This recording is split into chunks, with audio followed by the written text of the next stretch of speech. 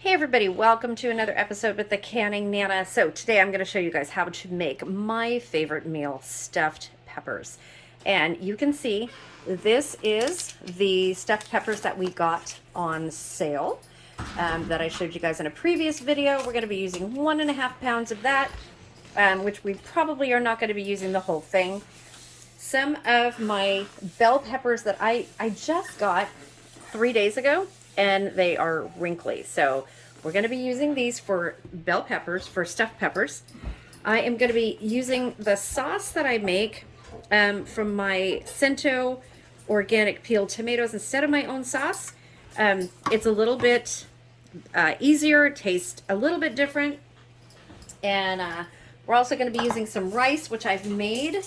This is 3 cups of rice. We do not need the whole thing, but I'm going to use rice for tomorrow night's dinner. And this is cooling. You want cooled rice when you do this. And so let's get started. So we're going to core the peppers and take out all the seeds. And I will show you how to do one. And then we'll go from there. Okay, so all I do is I cut right around here like this. I pull the core out, just lift it out like that, and you see all the seeds, and if you want to save the seeds to plant, good idea. And then you take out all of this stuff that's in there, all of the seeds and everything, and I'll show you what that looks like after I do it.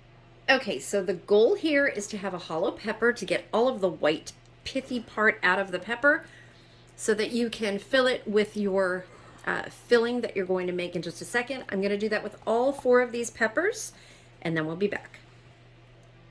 Okay, so really quickly, I'm going to show you what I do to save the peppers, the seeds. So I am going to put them in a Ziploc and let them dry, and then I'm just going to kind of manipulate the peppers off of here, and they'll come right off of this core as soon as they're dried. And then you can plant them and get your own peppers. Okay, so here you see all of the peppers are cored and emptied of all the seeds. We have all the seeds in a Ziploc bag right here. I am not going to refrigerate them. I'm going to Ziploc them and just leave them open just a tiny, tiny little bit. In a couple days, these will be dried enough and the seeds will fall right off of here and you'll be able to use them to plant. So I am emptying this entire container in here, and these are whole Roma tomatoes. These are organic.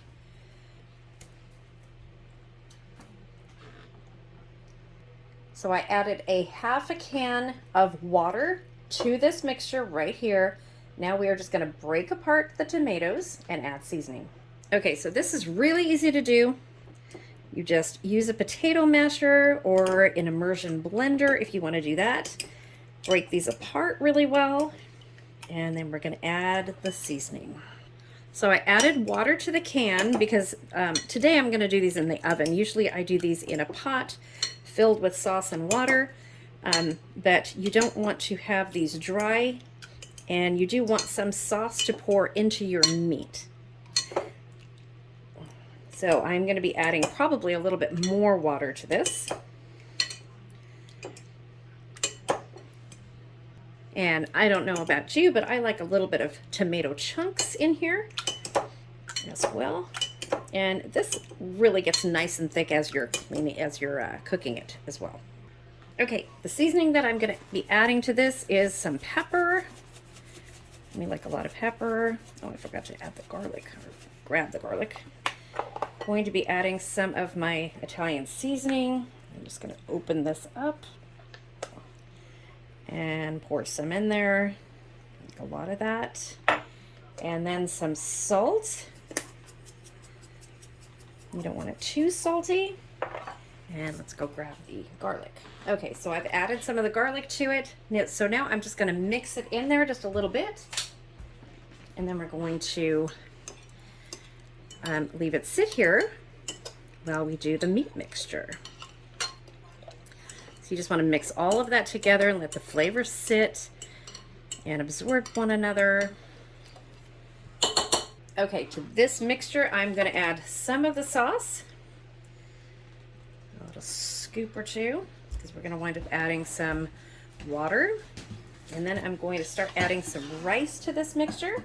Okay, so I added the rice. Now I'm just going to add an egg to this, and we're going to mix it all up.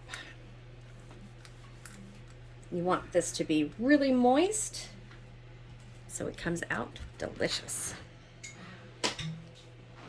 So I'm going to mix this up, and then we'll be back.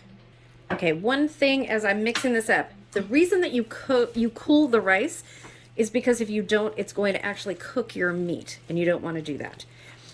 So, and I always mix everything by hand. It's so much easier, and that's how I was taught.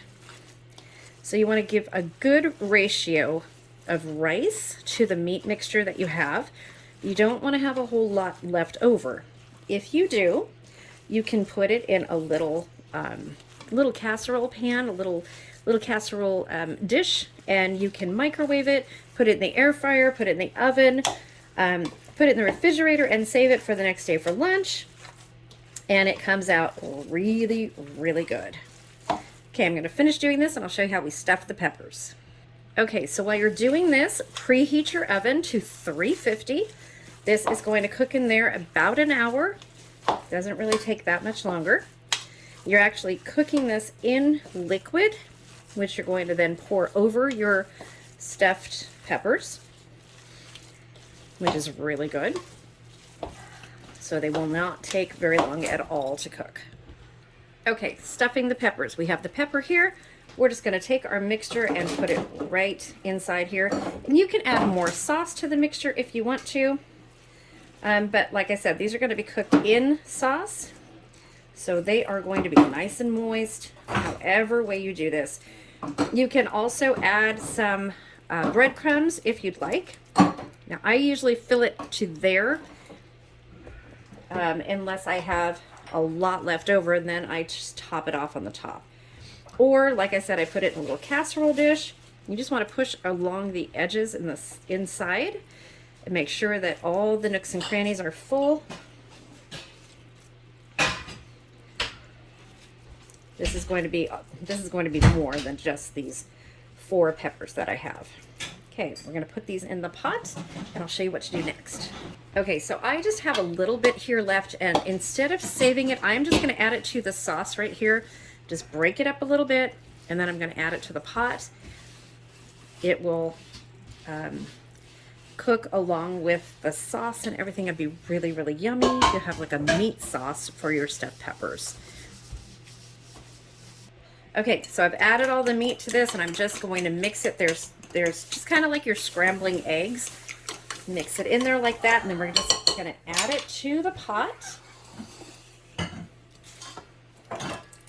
Just like that. And then if we need extra, we can add some water, which it looks like we'll need just a little teeny bit of water to bring this up. You want it up to about right here where the meat starts on the pepper.